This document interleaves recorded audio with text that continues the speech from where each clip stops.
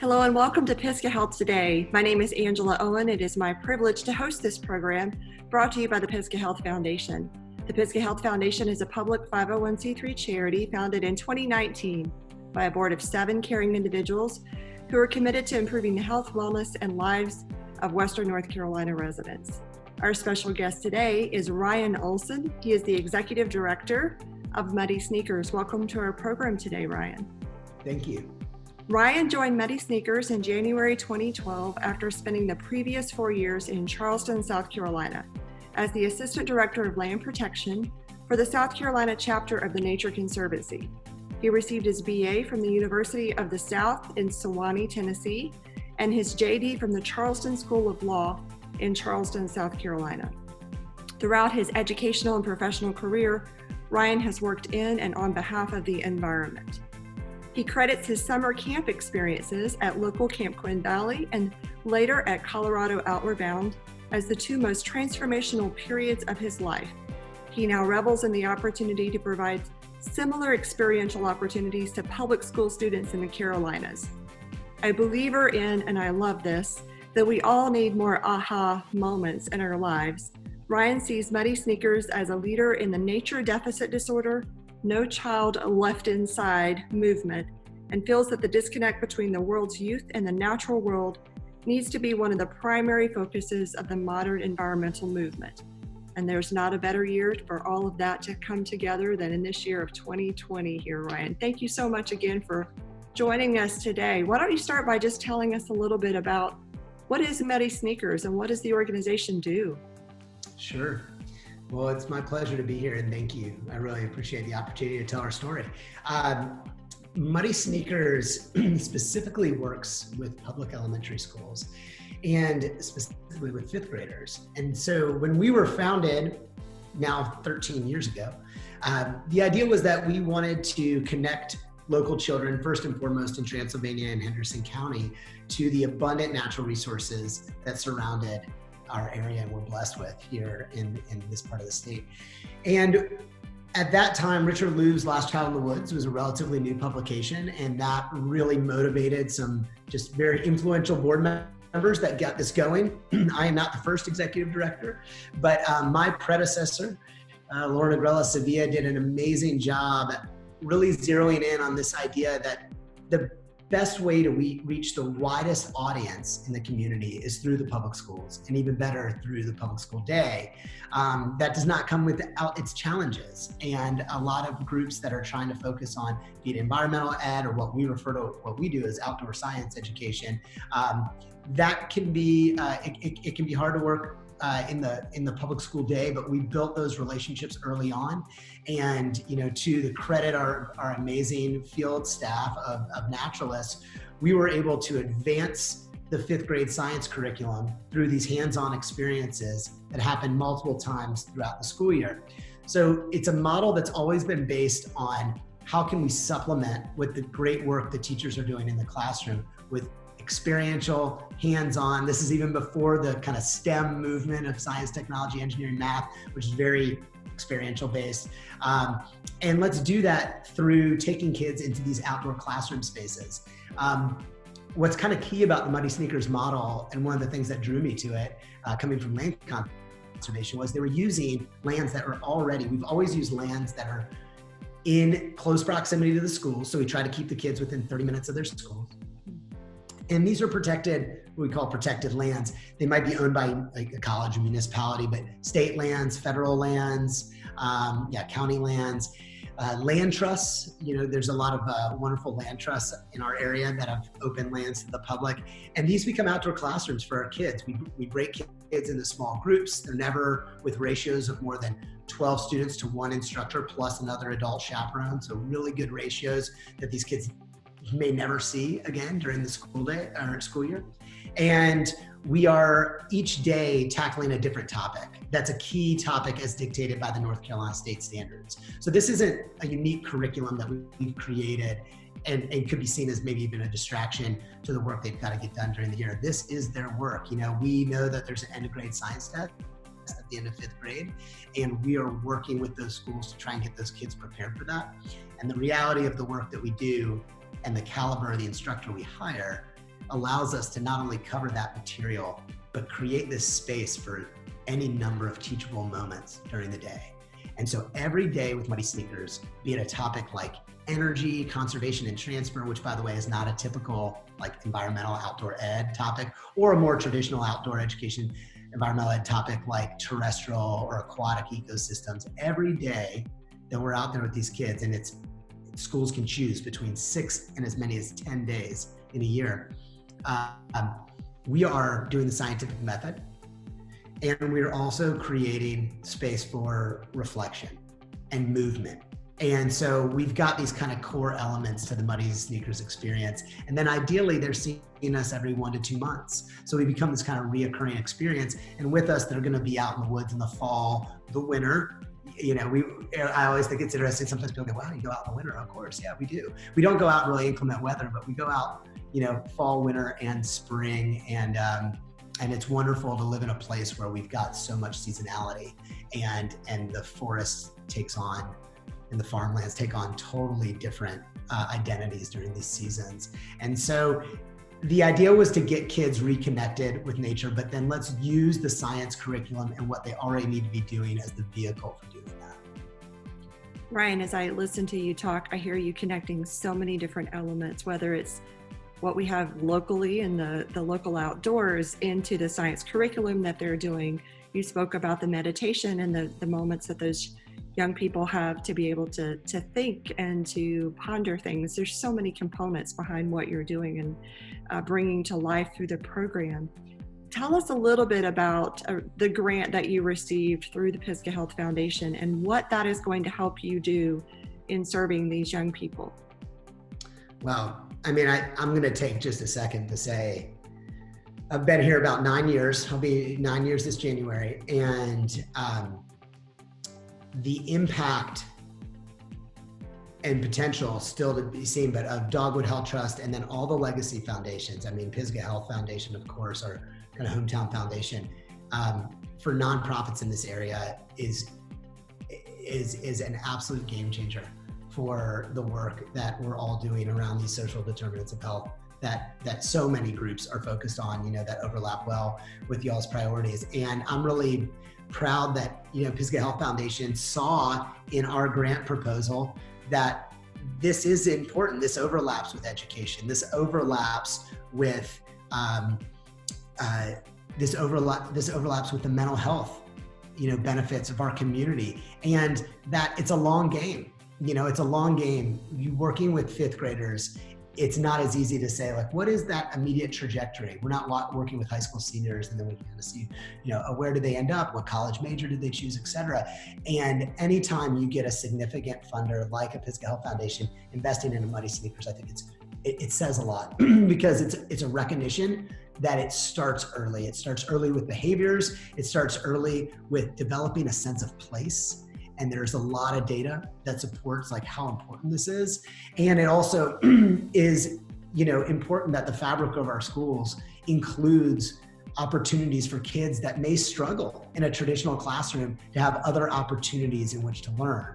And again, very heavily data supported that what we're doing is serving those kids.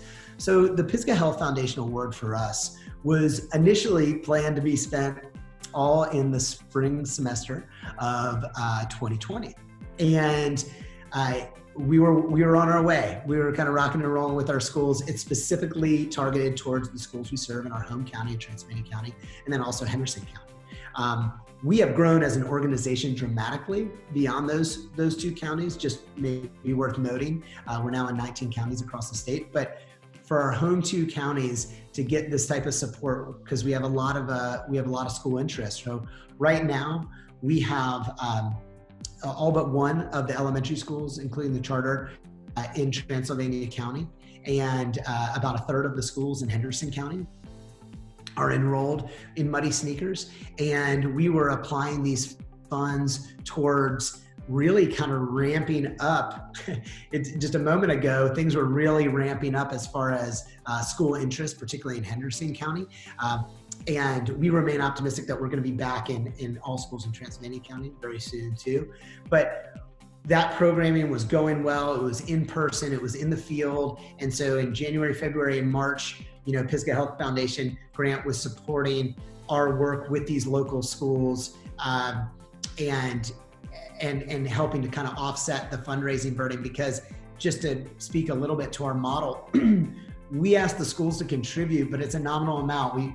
We're re-estimating now, but it's between 20 and 25% of just the programming costs, not the operational overhead. And then Muddy Sneakers has to fundraise the remaining through foundations, private supporters, grants, etc. So it was a huge assistance and lift by Pisgah Health Foundation as we continue to grow across the Western North Carolina region, the Piedmont region, and even set our sights to Eastern North Carolina, to have that local assistance. And specifically with the Henderson County School District that just recently, for the first time in, at that point, 12 years, had said, I think we want to start phasing in every one of our schools. That's a big deal. They're one of the biggest school districts in the West.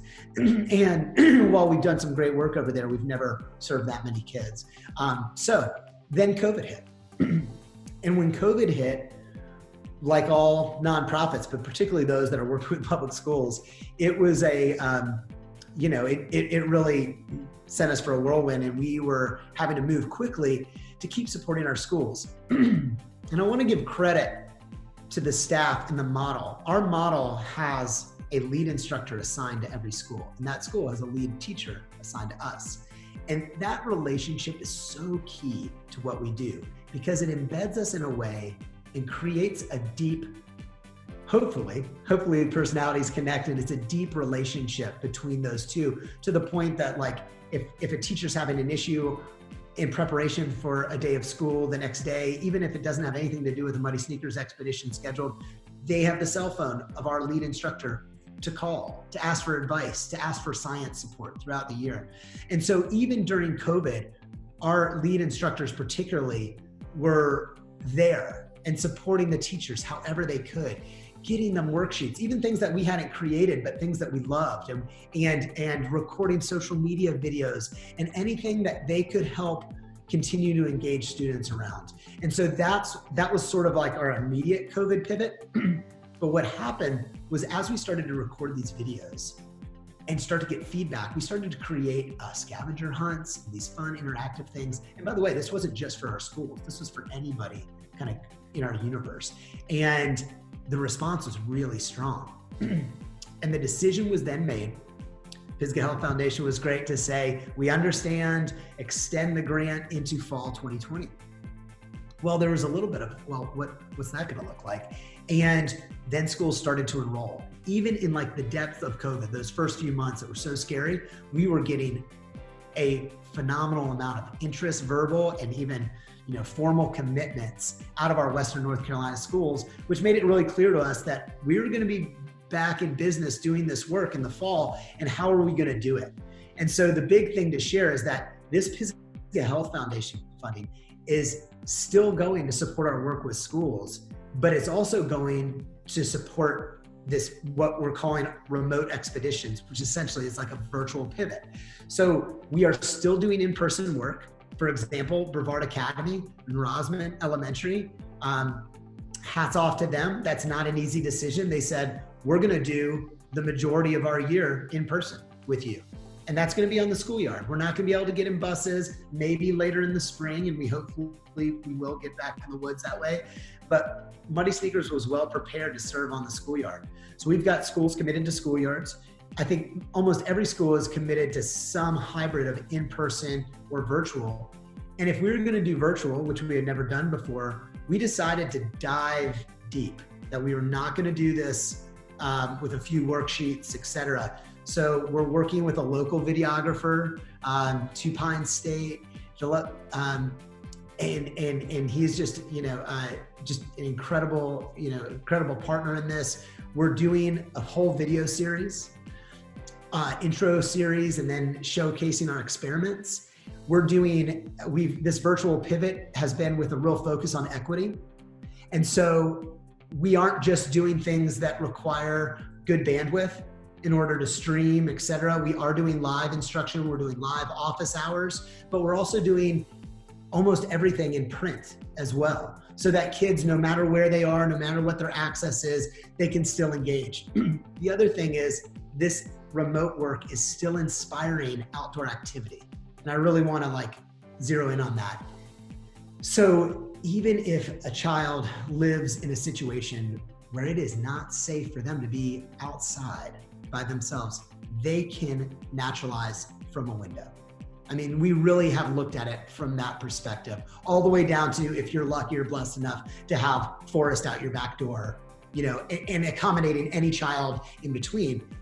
And the silver lining of all this, the beauty of being able to be supported financially through this transition, is that we really see great opportunity coming out of COVID, because it's forced us to create something that may allow us to reach the furthest reaches and corners of North Carolina's 5th grade students that we didn't know if we would otherwise ever be able to serve. And we have invested in this remote work with the intention of it continuing on kind of post-COVID, whatever the new normal looks like. But we hope to be fully back in the woods with kids as soon as possible. Ryan, I'm not sure that I've heard a more powerful pivot story during this year of COVID-19. Just thank you so much for the comprehensive approach that you took in looking at that and thinking through all of those things, all the way up to, okay, some of those children might not have bandwidth in their home, and so how do we put it in print, or how do we, as you just said, help them naturalize outside the window? What an incredible story. It's going to be exciting to see how this program continues to grow and impact the students here in Western North Carolina and beyond. And what an impact right now when we're all struggling from the social distancing, perhaps being inside, and Muddy Sneakers is bringing a new element to life. Is that fair to say for these students? Yeah, no, and that was one of my favorite things we started to say during the COVID period. Isolation is really hard, and we just kept zeroing in on connectivity.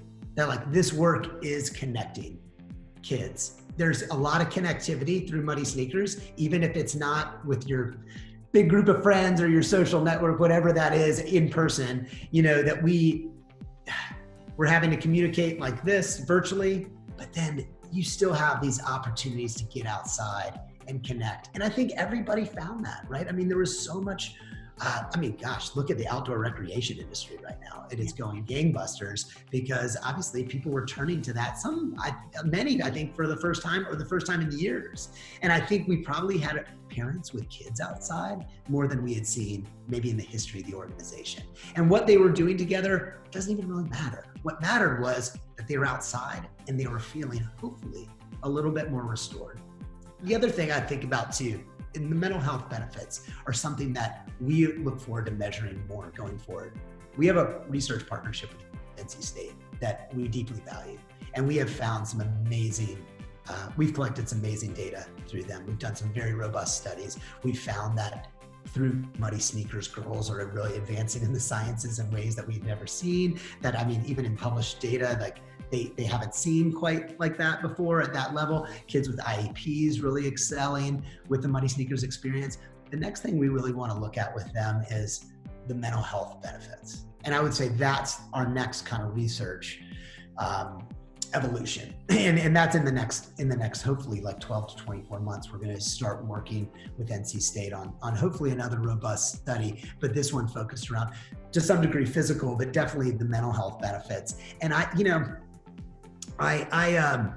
learned a word early on connected to the outdoors. There's a wonderful book called The Solace of Open Spaces about a woman's journey kind of to move to Wyoming. I think she was living in New York at the time. It's all about that transition to being in that space. But the word solace is something that we think about a lot. And Muddy Sneakers is not creating a scientist out of every child. I think what's most powerful about this work is that we're hopefully laying the foundation for a lifetime of connectivity and hopefully some engagement. The value of stewardship, the understanding that we have a role to play in this much, much bigger ecosystem.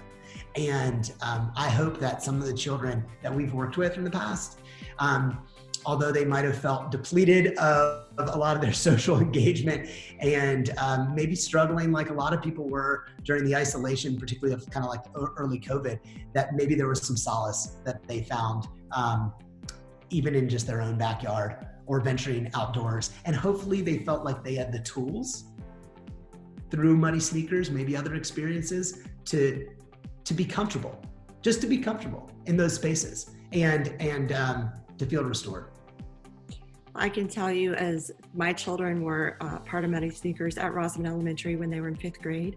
One is now a sophomore in college, one is now a graduate from college, and they can both still tell stories and sing songs they learned from Muddy Sneakers. So definitely making an impact. And I remember them getting up a little easier on those days when they had Muddy Sneakers than on some of the other days along the way. So, well, thank you so very much. Is there any other message that you want to make sure our viewers know about you and the organization before we wrap up our interview here today, Ryan? No, I think it's, to kind of bring it back to health and the word health, I think if we're going to have healthy communities, if we're going to have a healthy society, particularly when we're so blessed to have as many places to go as we are, mountains to sea in North Carolina, but particularly in the Western region, that we have to make the prioritization of getting ourselves as adults, but particularly our children, and particularly those next generations that do have a lot of other distractors. I mean, let's be honest, there's a lot of technology distraction. There's a lot of new things to eat up a person's day. And I think we all probably struggle with that a little bit on some level, if we're being honest. And I think we owe it to our communities and the next generation to just make sure that they have an opportunity to develop that sense of place, and that this is it's literally a tool in their development to make sure that they have. And we've always just believed that, like, if they don't have it yet, let's make sure and catch these students before they move into the middle school years and high school and kind of the rest of their academic and emotional and social development.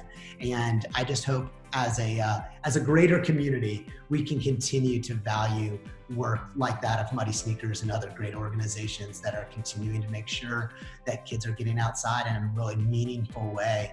And hopefully, like your children, Angela, taking away some nuggets that they'll hold on to for years. And so that's all I care to share. I think during COVID, if anything, it's not, if it was a feel good for some folks before, hopefully it feels like a necessity now. And I think I think there's a lot of room for more of this work. So thank you for taking the time and inviting me and letting me be a part of this this interview series. Well, our board of directors is extremely grateful for the work that you and your organization are doing to impact the lives of our Western North Carolina families, these young people, of course, first and foremost, through your Muddy Sneakers work. So thank you so much, Ryan, for being here today and for being a part of Pisgah Health today. We also want to thank Wildflower Media for their technical and creative support, as well as we want to thank the Physicians Roundtable, the staff, and the board of directors at Pisgah Health Foundation for their continued work to improve the lives of Western North Carolina residents. Thank you all for watching today. Until next time, stay well. Thank you.